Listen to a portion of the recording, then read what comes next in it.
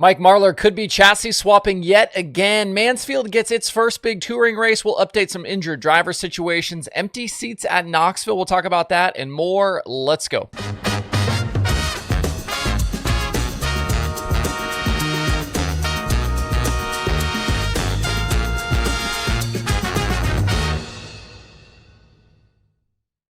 It's Monday, September 22nd. I'm Justin Fiedler. This is DIRTRACKR Daily presented by Kubota Genuine Parts. If you want to make sure you're always in the loop, up on the latest dirt racing news, results, chatter, make sure to hit that button, that subscribe button on YouTube or the podcast places. You can also like and follow DIRTRACKR on Facebook. That will make sure you never miss a fresh daily show. Video versions of the show are posted 5 days a week to YouTube, Facebook, and Spotify. You can also listen on Spotify, Apple Podcasts, iHeartRadio, and at DIRTRACKR.com. And full show transcripts are also available at DIRTRACKR.com/daily if you'd like to read the show or if you know someone who is hard of hearing. Everything I've just mentioned here, it's free to do. Daily show is always free to watch and listen to. The next milestone we're trying to reach is 50,000 on both YouTube and Facebook. Those are numbers that I would like to have very badly. On Wednesday last week, Mike Marlar Racing shared a team update to social media on their future plans and schedule. Marlar obviously announced here recently his departure from Skyline Motorsports as a teammate to Tyler Bruning, and in that announcement revealed he was returning to a dirt late model team owned by past car owner Ronnie Delk.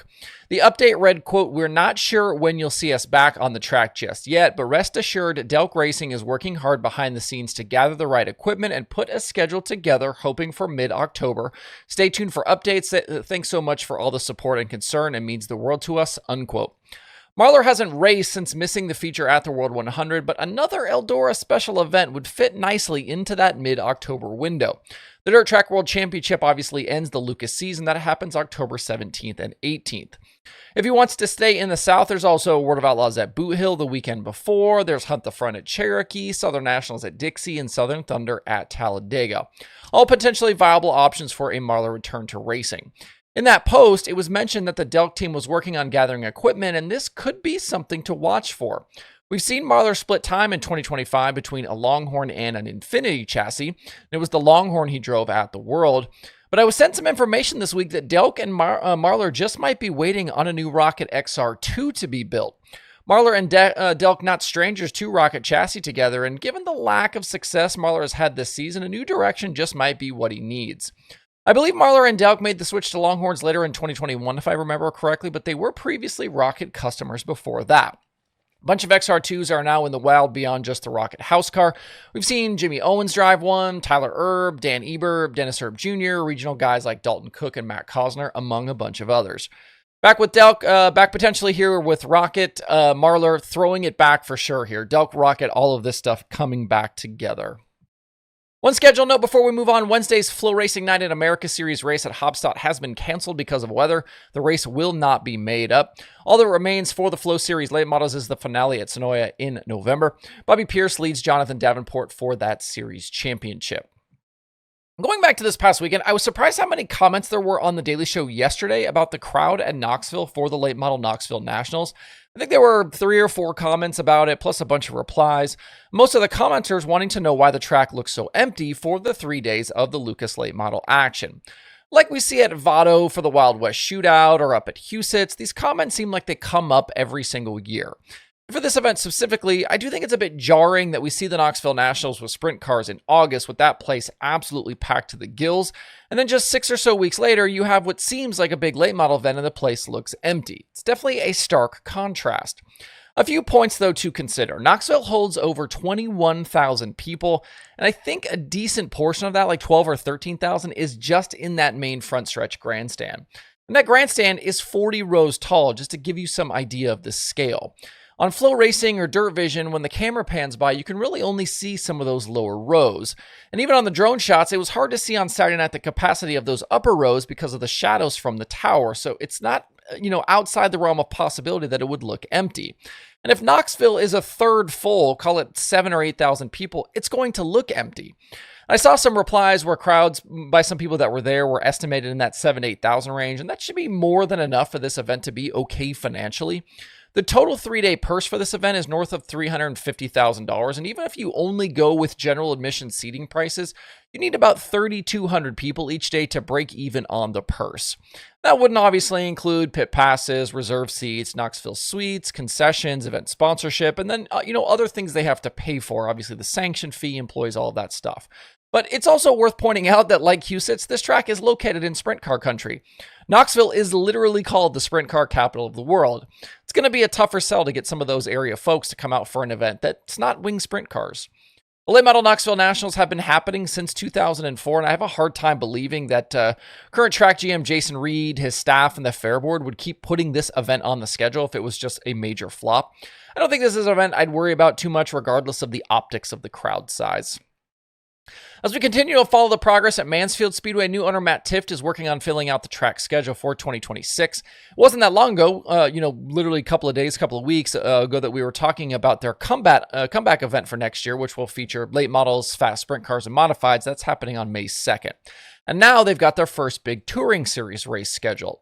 The World of Outlaws Late Model Series will hit Mansfield May 29th and 30th next year for what they are calling the 57 Special. $12,000 to win and $1,000 to start on Friday, and $57,000 to win and $5,700 to start on Saturday. That $5,700 to start, that's a very nice payout anywhere in dirt racing. Both nights will also feature UMP mods. At the end of this kind of May weekend, not really either one that was on either national tour in 2025, so this event doesn't really replace or displace an Outlaw event or track or Lucas event or track. And Mansfield's history, it doesn't look like it's ever hosted the World of Outlaws late models. There were 3 World of Outlaws sprint car dates there, but that was way back in the early 1980s. Once it returned to dirt in its most recent iteration, it hosted the Lucas Oil Late Model Dirt Series from 2017 to 2019, with 2 of those events being the Dirt Million. Brandon Shepard, the final winner there with the Dirt Million in 2019. Other scheduled events at Mansfield coming up include a Halloween-themed event from late September through November 1st, plus holiday lights on, quote, select nights from November to January. They also have a listing for Drifting and Music Festival in spring 2026. Updating a couple of injured sprint car driver situations, there's news out there about both Anthony Macri and Stewart Friesen. We will talk about both. First, Jeremy Elliott with Sprint Car Unlimited reported this morning that Macri has a fractured T4 vertebrae in his back after that Eldora crash last weekend. He made a mistake on the cushion and then was hit by Parker Price Miller while trying to run down Rico Abreu. Macri didn't race on Saturday night and is waiting on an MRI before deciding when or where he can race next. The team's original schedule showed them racing this coming Friday night at Williams Grove before running with High Limit at Bridgeport and Path Valley. If he has to miss extended time, though, that could mean no racing this weekend and the potential to miss the National Open in a few weeks. We'll see what the prognosis ends up being for him. Also, while Stewart Friesen continues to recover from his nasty crash at Autodrome Drummond from back on July 28th, the Halmar Friesen Modified will have a driver in it for a few races. FloRacing's Brandon Paul reported today that Alex Jankowski will drive the 44 at Super Dirt Week plus Eastern States at Orange County. Jankowski currently second in the Super Dirt Car Series standings with 2 series wins plus weekly scores at Fonda and Utica Rome. He ended up 7th in the 200 at Oswego last year.